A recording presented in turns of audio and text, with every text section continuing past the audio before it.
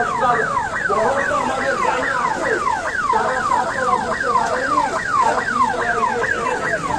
আর মুখ্যমন্ত্রী তারা কয়েক ঘন্টা আগে 22 টাকা দিচ্ছেন, জনসভায় 22 টাকা থাকে, খালিতে 22 টাকা থাকে, এরকম উনি এর আগে বলছেন। আমার কিন্তু বলছেন তো আমাদের লজ্জা বোঝায় লজ্জা বোঝায়। আগে আগে মহিলাদের 22 টাকা দিতেন, দর্শনের বিভিন্ন রকম তিনি চ্যানেলটা ঠিক করছেন। এবারে যেহেতু সারা দেশ উত্তরগুলো এই আন্দোলন রূপ পেয়েছে, একটা অন্য জায়গায় পৌঁছে মাটি করেছে, তাই উনি আমাদের পরিবারের বন্ধু ওনার চাইছেন আমরা ঠিক করবো পশ্চিমবঙ্গের ওনাকে বিদায় দিয়ে, ওনাকে পশ্চিমবঙ্গ থেকে বিদায় নিয়ে আমরা 22 ট্যাগ ঠিক করব। এত উদ্ধত্ত, এত অহংকার পান কোথা থেকে আপনি? মাননীয়া, আপনি একজন মহিলা, মহিলাদের ভোটে নির্বাচিত, বারে বারে জিতে এসেছেন, তারপরে আপনি এত অসংবেদনশীল হন কি করে? আপনি বড় বড় কথা করে 2021-এর ভোটের আগে বলছিলেন বাংলা নিজের মেয়েকে চায়, আর বাংলার মেয়েদের প্রতি এই আপনার সমবেদনা আমরা দেখেছি। 14 আপনার ঠিক তার ঘটনার পরের দিন কিভাবে মারতে মারতে আপনারা মহিলা ডাক্তারদেরকে, যারা ইন্টার্ন তাদেরকে কিভাবে আপনার পুলিশ চুলের মুঠি ধরে তুলে দিচ্ছিল। তখন আপনি ভাবছিলেন ছোট ঘটনা, সামলে দেওয়া যাবে, আটকে দেওয়া যাবে, থামিয়ে দেওয়া যাবে। কিন্তু আজকে যে আওয়াজ, তা শুধু পশ্চিমবঙ্গ নয়, সারা দেশ জুড়ে উঠেছে, সারা পৃথিবী আলোড়িত হয়েছে এই ঘটনায়। আপনার বিদায়ের ঘন্টা আপনি শুনে রাখুন, বিদায়ের ঘন্টা বাজতে আরম্ভ করেছে। এই বিদায় আপনাকে পশ্চিমবঙ্গ থেকে নিতে হবে। আর আপনি যাদের লালন পালন করছেন, যাদেরকে উস্কিয়ে পুলিশকে নিষ্ক্রিয় করে হাসপাতালের ওই ওয়াশরুমে ঢুকিয়ে আপনি ওই হাসপাতালকে ধ্বংস করার কাজ করেছিলেন, তারা একে একে চিহ্নিত হবে। আজকে মহামান্য হাইকোর্ট সিবিআই তদন্ত দিয়েছে। 15-14 তারিখ রাত্রের ঘটনায় সিবিআই তদন্ত করবে।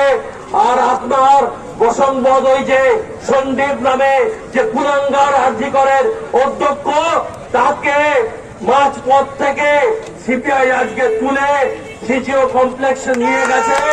আরজিকরের সমস্ত কারণ ইতিহাস আর বাইরে আসবে আগামী দিনে। আমি সকলের কাছে তবুও একবার ক্ষমা চেয়ে দেব, কারণ আমরা কিছুক্ষণের জন্য আপনাদের কষ্ট দিয়েছি, কষ্ট দিচ্ছি। আমি মনে করি এইভাবে আমাদের সকলকেই পথে নামা দরকার।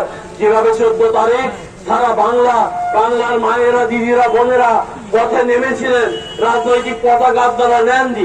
আমি আহ্বান করবো সকল পশ্চিমবঙ্গবাসী, আপনারা পথে নামুন। আগামী দিনে এই কালীঘাট থেকে আমাদের পশ্চিমবঙ্গের এই যে সাপ, পশ্চিমবঙ্গের অভিশাপ, একে পশ্চিমবঙ্গ থেকে দূর করতে হবে। সকল ভালো থাকবেন। জয় হিন্দ, বন্দে মাতরম, ভারত মাতা কি জয়।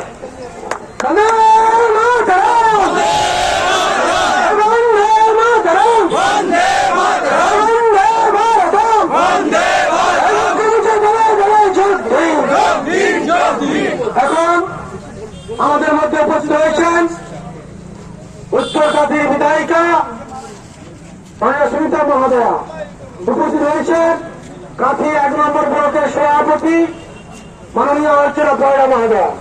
এখন এই আমাদের বিক্ষোভ কর্মসূচিতে বক্তব্য রাখবেন উত্তরকান্দির বিধায়িকা মাননীয়া সুমিত্রা সিনহা মহোদয়া। আজ আমরা সকলকে প্রণাম জানিয়ে একটা কথা বলি। আমি শুধু বেশি কথা বলা আমার উচিত নয়, কেন মাননীয় সাংসদ মহাশয় বলে গেছেন যে কথাগুলো, তারপরে আমার আর কোনো কথা বলা উচিত নয় আমি মনে করি। কিন্তু অন্তরের ভিতর যে জ্বলন, যে জ্বালা, সেই জ্বালাটাকে নেভানোর আর কোনো পথ নেই। আমরা যদি মেয়েরা না সোচ্চার হই সবার আগে, যদি না দুর্গা লক্ষ্মী সরস্বতী বাঁচে, তাহলে কিন্তু পৃথিবীটা ছারখার হয়ে যাবে। এইটুকু জেনে রাখবেন সবাই।